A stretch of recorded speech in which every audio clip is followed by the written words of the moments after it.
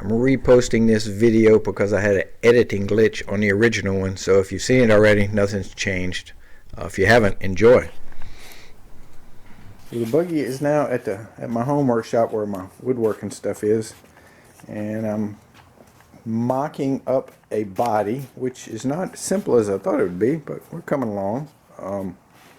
Took me 3 times to get the seat right. So using our standard size sure 7-year-old, I can tell the cart's too big for her or similar sized child. It will take a tremendous booster seat to make them able to drive it, but we'll deal with that later.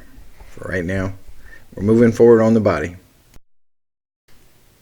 Cutting up this plastic sheet to make body panels out of. It's really light. It cuts like butter, and at this time I was thinking it was totally waterproof, but it's not. I left a few pieces out in the rain, and water gets into the inner laminate and they kind of come apart, or they can come apart. So on all the panels I'm using, I'm sealing the back with epoxy paint to keep any kind of water from getting to the interior of it. The face is a good gel coat, so I'm not worried about it.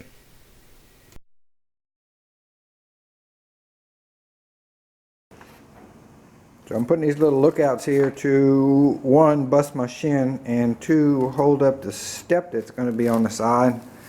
And where they go and how far they stick out is just a big crapshoot. I just got to start somewhere, so I'm putting them. They're held up by the jack and that flat plate of steel, and I'm holding them 90 with the magnets. I'm going to weld them pretty good. Hopefully they'll be in the right spot. I don't really know how long they need to be either, but I think I have them over long, so I can always trim them in place. Making the body parts, or at least as much of it as I can, with this fiberglass material. It's really strange stuff. Seems to be a proper gel coat, but behind that it looks like there's some sort of rosin coated cardboard, and then a light splattering of chopped glass on top of that. It's from a shower stall, one of those one-piece bathtub shower stalls that I pulled out of one of my rent houses, and I cut up and kept the flat parts. I kind of wish I'd have kept more of it. It's kind of interesting stuff to work with. I wouldn't want to make a boat out of it, but for this, it's plenty strong enough. The first 4 panels are set in urethane caulk and screwed. Also, I mainly use the screws because I couldn't get clamps on the bottom part. The top part is just caulk, and I epoxied the joint right here, and it's all good. And you got to be careful clamping this stuff because you can crush it. Same with driving the screws home. It's not so tough that you can't crush it with a screw. I've been a woodworker for a lot longer than I've worked with metal, so I can't help it. I'm also an old wood boat guy, so we got some teak glued up here. It's going to be the running boards, and we're going to have teak trim around the windshield. Little progress this morning. I got the gas tank support painted with epoxy paint, and I got the brackets glued and bolted to the seat back, and they're also painted, and I got a seat brace finally, so I'm not relying on the engine to hold the seat back up anymore. And I got this very nice hunk of teak from an old boat, and I'm fixing to cut it up to make the trim around the little pretend cowling up here. Okay, I got all my pieces parts cut and the biscuit holes cut, and I'm ready to put this together with some epoxy. So this morning I sanded and put the sealer coat on the dashboard, I guess for no other term for it, and it's looking good. And I played with mock-ups for the engine compartment. It's kind of been messing with my head, but I'm getting closer. I just reinstalled the gas tank support and realized I needed to cut it, so I cut it in place, which was kind of just working my way through this, hoping to have enough of the white fiberglass to do at least the 3 sides. Messing with this little engine compartment. Got the 2 sides cut, and they're clamped and screwed into place temporarily. And I got the back cut, and it's looking so big and bulky that I leaned the back in a little bit. So I'll have to cut the sides parallel with this, and I'm going to try to curve that. In this back part, I'll put the louver from the rod and mower, so that might break up some of that deal. And in these curved parts, I have this stainless steel, which is pretty cool looking stuff. It came out of a dryer. So I think I'll put a piece of those in each one for ventilation. And then I'll have to put some sort of louver here, which again will break it up. So just trying to go slow and keep everything square. I have a tendency to go too fast and regret it, but so far so good.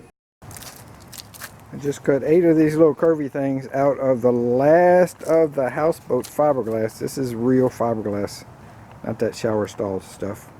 And I grinded off the gel coat and the paint. So I'm taking those little curves I cut and I'm gluing them on the inside face of the glass panels in the back. And I'm going to have one more up top and one more about here. So this will be, and that'll give me something to glue little pieces of fiberglass to. This is kind of hokey, but once it's all glued and glassed on the inside, it'll be strong. And then between here and this mark, I'll use that stainless steel grating just for make it look cool. So I can only do a couple of these at a time, and then I gotta wait, let them get stable. So for the front cowling, I cut this out of this. All I basically had to do is cut the little lip off and cut the notch. It's right there, so I'm gonna need to go to the foundry and bend this wing down and try to weld it. And the same over here. And man, that's gonna test me because it's really, really thin stainless steel. We'll try. So my little curves are dry and added some strength to the situation. And this is kind of a crapshoot, but this is what I'm going to try to use to go around this corner here. I just ripped up a whole bunch of little strips. I got them taped in place. I'm going to fill the gaps with epoxy, and when that cures, I'll pull the tape and do the other part with epoxy. And when that cures, I'll sand it around and probably have to put a layer of fiberglass cloth. Maybe just on the inside, I don't know. But I need to do that here, after some 2 places on the careful other side. measuring, I cut these strips, and I think my grinder's out of balance. Look how much it's shaking.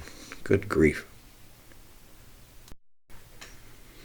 So making these curves in this method, it looks kind of sketchy, and maybe it is.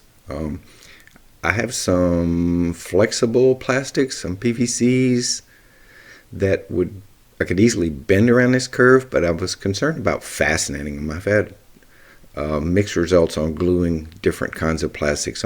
Most flexible plastics don't take glue well. So this fiberglass material with this polyester resin, I was confident that the glue would hold it, and especially on the back where it's so porous, I knew I'd get a good bond. So in spite of how funky it looks, if I had to do it over again, I think I'd use the same method. It's so far it's held up good. Now I've got some layers of epoxy on it. It's relatively strong, so don't laugh at me too hard, because what works works.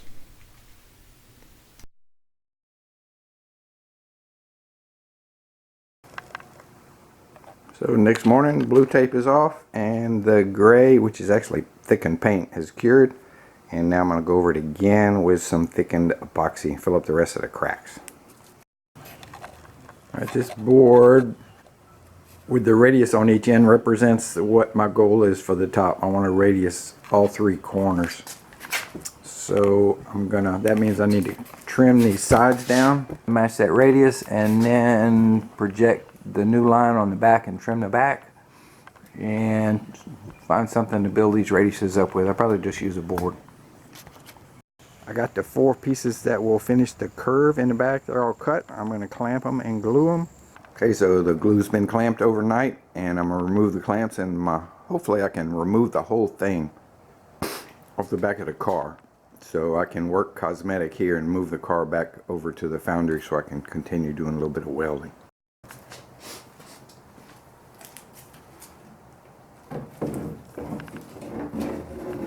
Oh yeah.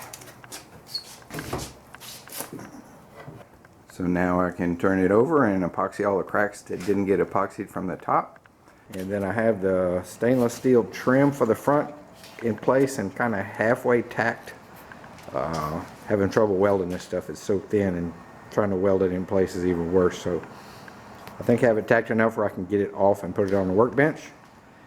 And that makes the front end in pretty good shape. Be time to put an accelerator pedal and a throttle cable. One more piece of And fiberglass start from the old working back houseboat. here. I cut the bonnet for the rear engine hatch out of this stuff. I just scribed it from the bottom, cut it a 1/2 inch bigger all the way around so it would overlap. And then I went back to my teak stash and managed to rip up a bunch of strips from what I had out of various sundry pieces, which left me even smaller pieces, which I'll keep because that's how I am. The two outside pieces were not parallel with the fiberglass because it was kind of a trapezoidal shape, so I clamped those first, and then I laid out all the strips, put some weight on them so they wouldn't wiggle around because they weren't necessarily flat, and stapled them to this little piece of scrap so they wouldn't move around. So I have a big stable sheet. I could apply glue to the bottom of all these pieces without messing with them individually. Apply glue to the bottom of the fiberglass or top of the fiberglass and put the gravity clamp on them. This is that gray epoxy paint that I've been using. It was a gimme and it's getting a little bit old, so it's probably never going to cure up to its original specs, but probably even at half of the original strength, it's still better than anything I can get at Home Depot. It is some kind of nasty in consistency and smell, and it's way too heavy to pour, to mix. So I use these little cans. I mix 1 can of each, and I use it as paint, but I'm also using it as body filler.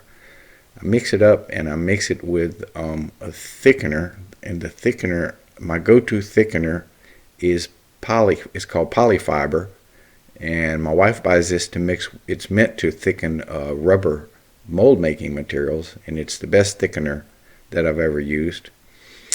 So I use it for a body filler, and it dries hard enough to sand, which is really all I'm asking. And it's basically, it absolutely is free, and I've got tons of it. I was also trying to get some thickener for the back hatch cover, which was wood, and I wanted a dark color. So typically I mix epoxies with sawdust and it turns very dark, but I started mixing this with sawdust and it wasn't changing color. So what the heck, I got some black enamel paint, which you wouldn't think would work, and I poured it in there and mixed it, and it did turn dark. But then it was too watery, so I mixed a bunch more sawdust, which wasn't helping. So then I added some polyfiber, and I almost overflowed the cup before I got the consistency right. But I used it to grout the little boards, and somehow or another it cured well enough to sand. So luckily my concoction actually cured. So I'm going to turn it over and trim the excess back to the original pattern, and then sand it and see what it looks like.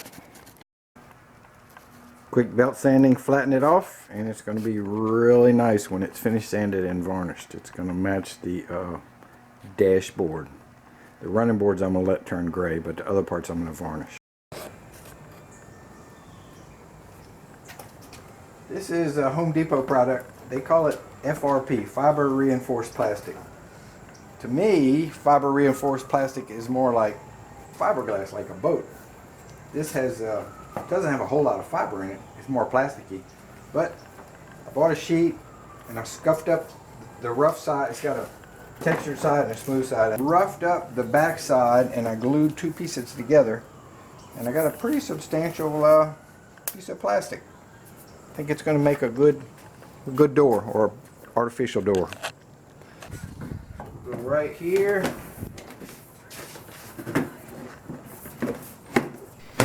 Before I go any further on the body, I gotta finish wiring, make the accelerator pedal work, a choke, the key switch, and all that stuff. And I don't even know if the motor runs yet, so I'm kind of getting ahead of myself with the body parts.